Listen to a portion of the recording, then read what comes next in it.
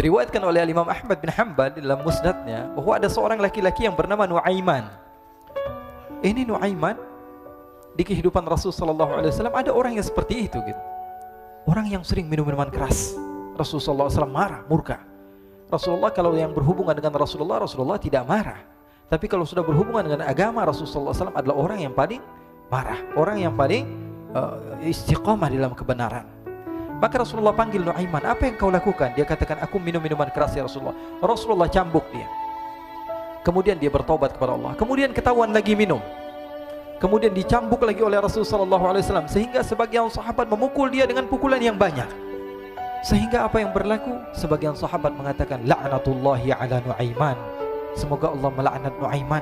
Dia mempermainkan Rasulullah. Dia bilang sudah mau taubat tapi minum lagi. Dia bilang sudah mau taubat tapi minum lagi. Maka Rasulullah SAW mengatakan, la tal'anuh fa innahu yuhibbullaha wa rasulah. Kata Rasulullah, jangan kamu laknat Nuaiman, karena dia itu cinta sama Allah, cinta sama Rasulnya. Dalam riwayat dia dicintai Allah dan dicintai oleh Rasulnya Muhammad sallallahu alaihi wasallam. Ibn Majah menceritakan bahwa Nuaiman ini pernah suatu waktu diajak oleh Sayyiduna Abu Bakar pergi ke negeri Syam. Negeri Syam itu di mana? Seperti yang diceritakan tadi, antara daerah Suriah, Lebanon, Yordania, kemudian Palestina. Daerah seperti itu. Umumnya orang Quraisy pada masa itu mereka memiliki rihlah berdagang, membeli dagangan ke Syam, kemudian dijual lagi di kota Makkah. Ketika itu Rasulullah SAW didatangi Abu Bakar. Sayyidina Abu Bakar mengatakan kepada Rasulullah, ya Rasulullah, saya mau izin ya Rasulullah. Mau apa? Saya mau ajak dua sahabat kamu ini ikut berdagang ya Rasulullah. Siapa kata Rasul? Nuaiman. Kata Rasulullah SAW, Nuaiman kamu mau ajak? Mau ngapain? Biar seru-seruan aja ya Rasulullah. Kata Rasulullah, ya sudah, saya izinkan kamu bawa Nuaiman. Ketika itu Sayyidina Abu Bakar membawa Nuaiman sama satu sahabat namanya Suwaibid ibn Harmalah. Siapa namanya? Suwaibid ibn Harmalah. Ini sahabat Rasulullah SAW yang memiliki sifat yang berbeda-beda. Kalau Nuaiman ini aneh. Pernah Rasulullah SAW dibawain makanan banyak, dikasih Rasulullah, dikasih sahabat semua. Semuanya sudah makan, tiba-tiba si Nuaiman ini, sahabat Nabi Nuaiman mengatakan kepada Rasulullah, ya Rasulullah, ini yang penjualnya, tolong kau yang bayar ya Rasulullah. Makanan udah habis. Makanan udah habis, Rasulullah SAW bingung, saya yang bayar. Akhirnya Rasulullah katakan kepada sahabat, ayo keluarkan uang, kita patungan, kita bayar. Rasulullah aja dimainin, apalagi kita orang. Sallu ala Nabi Muhammad. Nuaiman diajak Sayyidina Abu Bakar. Kata Rasulullah SAW, benar kamu mau ajak Nuaiman? Iya ya Rasulullah. Diajaklah akhirnya. Diceritakan dalam riwayat Ibn Majah, diceritakan juga dalam Siyar A'lam An-Nubala, diceritakan juga dalam Musnadnya Imam Ahmad bin Hanbal, dalam riwayat Imam Ahmad bin Hanbal. Maka diceritakan Nuaiman diajak oleh Sayyidina Abu Bakar. Sesampainya di negeri Syam, semua dibagi tugas. Fulan bin Fulan kerjaannya ini, Fulan bin Fulan kerjaannya ini, semua memiliki kerjaan. Nuaiman tanya, wahai Abu Bakar, kerjaannya saya apa wahai Abu Bakar? Kata Sayyidina Abu Bakar, kamu mau ngapain terserah kamu wahai Nuaiman. Yang penting kamu ikut saya kan. Kemudian satu di antara mereka namanya Suwaibid ibn Harmalah. Ditanya oleh Sayyidina Abu Bakar, wahai Suwaibid, kamu mau kerjaan apa? Kata Suwaibid, terserah kamu wahai Abu Bakar. Kata Sayyidina Abu Bakar, kamu menjaga makanan, karena saya tahu kamu ini adalah orang yang senantiasa menjaga amanah. Suwaibid ini kalau disuruh maju dia maju, disuruh mundur dia mundur, disuruh ke kanan dia ke kanan, disuruh ke kiri dia ke kiri. Orang yang ikut aja. Kalau Nuaiman beda, disuruh maju dia ke belakang, kasih sen kanan ke kiri belok. Nuaiman itu orang yang berbeda. Maka Suwaibid mendapatkan tugas, semua mendapatkan tugas kecuali Nuaiman. Sehingga ikhwani, apa yang berlaku, apa yang terjadi? Sayyidina Abu Bakar pergi sibuk dengan kesibukannya, sehingga datanglah waktu siang. Nuaiman sudah lapar. Nuaiman cari makanan. Dia nggak punya uang, diajak Sayyidina Abu Bakar tapi tidak diberikan uang. Sehingga dia cari-cari makanan. Dia tahu Suwaibid yang jaga makanan, dikatakan, wahai Suwaibid, saya mau makan, berikan kepada saya satu roti saja. Yang terpenting apa? Saya makan sekarang, saya sudah lapar. Kata Suwaibid, ya Allah Nuaiman, kita tunggu Abu Bakar saja sehingga dia datang, karena ini amanat. Amanat dari Abu Bakar, saya tidak boleh berikan kepada siapapun kecuali atas izin Abu Bakar. Kata Nuaiman, kasih saya makanan, kalau tidak saya bikin masalah sama kamu. Merah wajahnya Suwaibid, karena dia tahu, jangankan saya, Rasulullah aja dimainin. Bingung, apa yang harus saya lakukan? Akhirnya Nuaiman bilang, gampangannya aja, kata Nuaiman, kamu kasih saya makanan, atau kalau tidak saya bikin masalah sama kamu. Bingung Suhaib pikir panjang. Setelah itu dia katakan, ya sudah Nuaiman, saya tetap mau jaga amanah Abu Bakar, karena saya takut ini adalah perintahnya Allah, perintahnya Rasulullah sallallahu alaihi wasallam, dan perintah daripada Abu Bakar sahabatnya Nabi. Kata Nuaiman, kalau memang begitu kamu maunya, ya sudah, berarti kamu ngajakin berantem sama saya. Nuaiman pergi ke pasar. Dia cari-cari tempat penjualan hamba sahaya. Dia lihat-lihat beberapa hamba sahaya. Ini berapa harganya? Ini katanya 10 qalanis. Ini berapa? Ini harganya, hitungan orang zaman dahulu, kita sih hitung seperti dirham, berapa ratus dirham gitu, 200 dirham. Yang ini berapa? 300 dirham. Yang ini berapa harga hamba sahaya? 300 dirham. Harganya antara 300, 200 sampai 100. Kemudian Nuaiman mengatakan kepada penjual hamba sahaya tersebut, saya punya juga hamba sahaya, tapi saya jual cuma 20 dirham saja, murah. Katanya, apa benar ada hamba saya harganya segitu? Iya, karena dia punya aib, ada kekurangan. Apa? Nanti kalau kalian tangkap, dia bakalan teriak, saya ini bukan hamba sahaya tapi orang merdeka. Akhirnya semua orang berkumpul mau beli. Ini Nuaiman sama Nuaiman diajak ke Suhaib bin Harmalah tadi. Kata Nuaiman, itu ada orang yang berdiri sedang menjaga makanan, itu hamba sahaya saya, tangkap saja. Oh baik. Diberikan uang 20 dirham, dimasukkan oleh Nuaiman ke kantongnya, kemudian Suhaib ditangkap. Ketika ditangkap, Suhaib teriak, saya bukan hamba saya orang merdeka. Maka orang-orang tersebut mengatakan, saya sudah tahu kekurangan kamu. Ini memang kekurangan kamu, memang kamu, tapi saya tidak perlu dengan bacot kamu, yang penting kerjanya kamu gitu. Ya kan hamba saya untuk apa? Untuk kerja. Mau dia ngomong apa, mau ngomel terserah, yang penting dia mau kerja. Akhirnya ditangkaplah Suhaib dan dijual di pasar. Nuaiman punya uang banyak ini. Dia beli makanan, dia beli minuman, dia beli hadiah buat Rasulullah. Dia beli macam-macam di negeri Syam ini. Waktu itu adalah superpower, adidaya Romawi. Pada masa itu semua barang mahal, tapi Nuaiman banyak uangnya. Dia belanja ini, belanja itu, sehingga Sayyidina Abu Bakar pun pulang. Ketika Sayyidina Abu Bakar pulang, Sayyidina Abu Bakar cari, mana ini Suhaib? Kita semua sudah lapar. Kata Nuaiman dengan mudahnya dia mengatakan, sudah saya jual wahai Abu Bakar. Maka Sayyidina Abu Bakar bertanya, apa yang kau lakukan wahai Nuaiman? Diceritakan oleh Nuaiman dengan jujur. Nuaiman ini orangnya apa adanya, tapi nyusahin. Saya jual. Akhirnya dibawa oleh Nuaiman, Sayyidina Abu Bakar pergi ke mana? Ke pasar. Lalu dibeli lagi oleh Sayyidina Abu Bakar As-Siddiq Suhaib yang tadinya orang merdeka menjadi hamba sahaya sebentar, kemudian dibeli lagi oleh Sayyidina Abu Bakar. Pulang ke Madinah, kisah ini diceritakan di hadapan Rasulullah SAW. Maka perawi mengatakan, fadhahikan nabiyyu hatta badat nawajiduhu.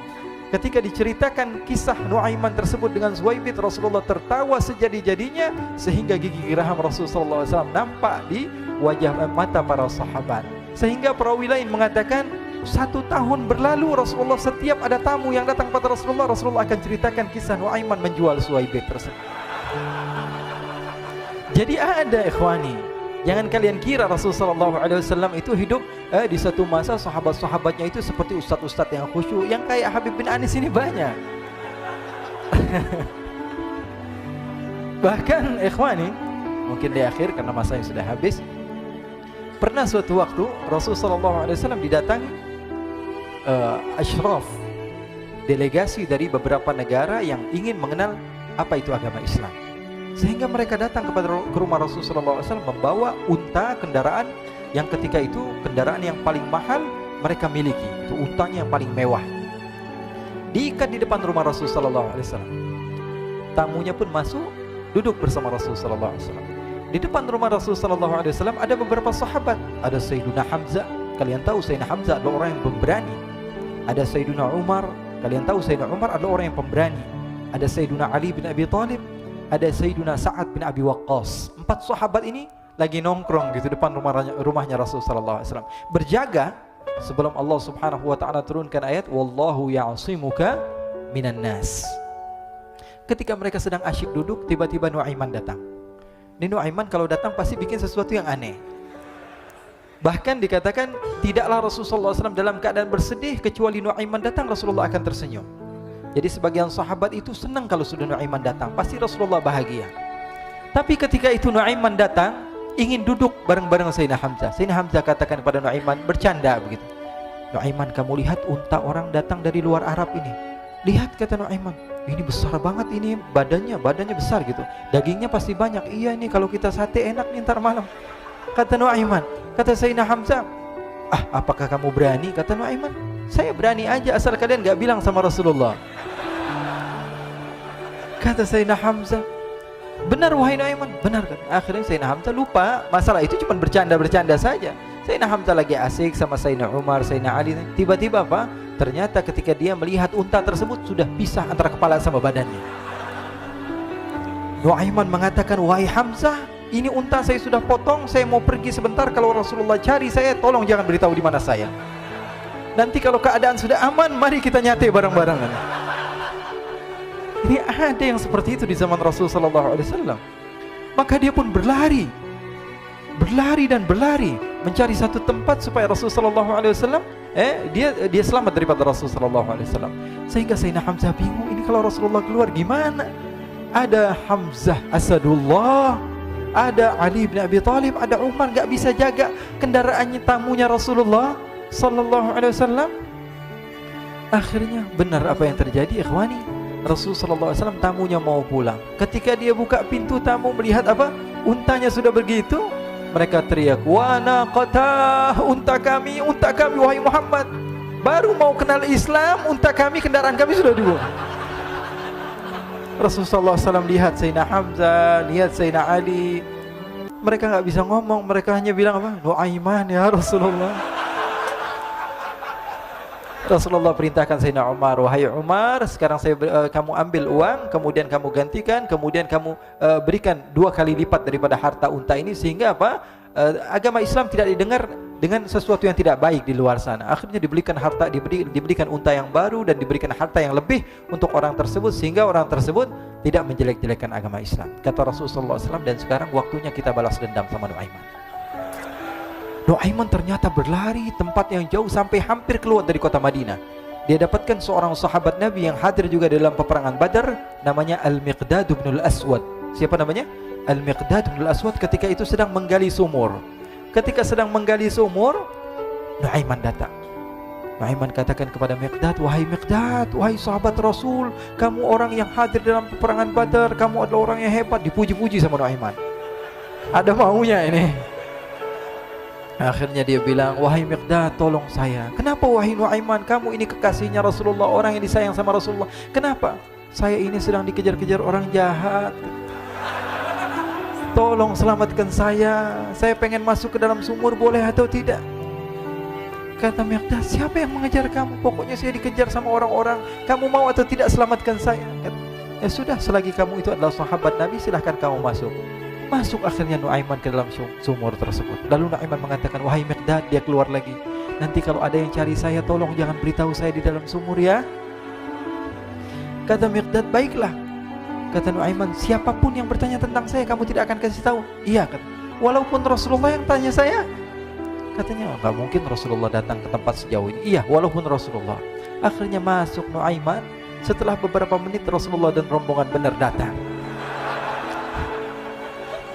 Miqdad bingung ini. Ini kenapa Rasulullah datang ke RW kami ini? Ada apa yang Rasulullah sampai sejauh ini? Ditanya, ya Rasulullah, ada apa ya Rasulullah? Kata Rasulullah, saya cari Nuaiman. Di mana Nuaiman?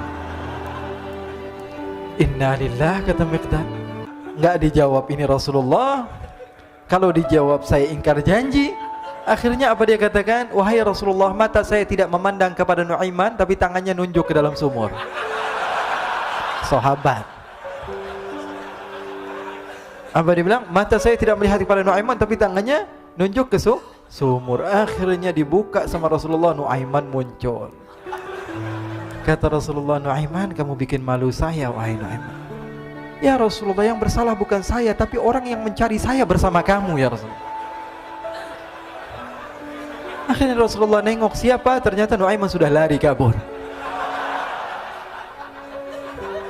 Sallu ala Nabi Muhammad. Kisah-kisah seperti ini sebenarnya banyak sekali ya. Ini menunjukkan kepada kita bahwa kehidupan Rasulullah itu begitu indah. Rasulullah SAW, kalau kamu mau menjadi orang yang baik, contoh Rasulullah. Mau menjadi bapak yang baik, contoh Rasulullah. Mau menjadi pemimpin peperangan yang baik, Rasulullah. Mau menjadi murid yang terbaik, contoh Rasulullah. Bagaimana akhlak Rasulullah. Mau menjadi suami yang baik, contoh Rasulullah. Dalam segala hal, apapun itu, Rasulullah SAW adalah makhluk yang paling terbaik.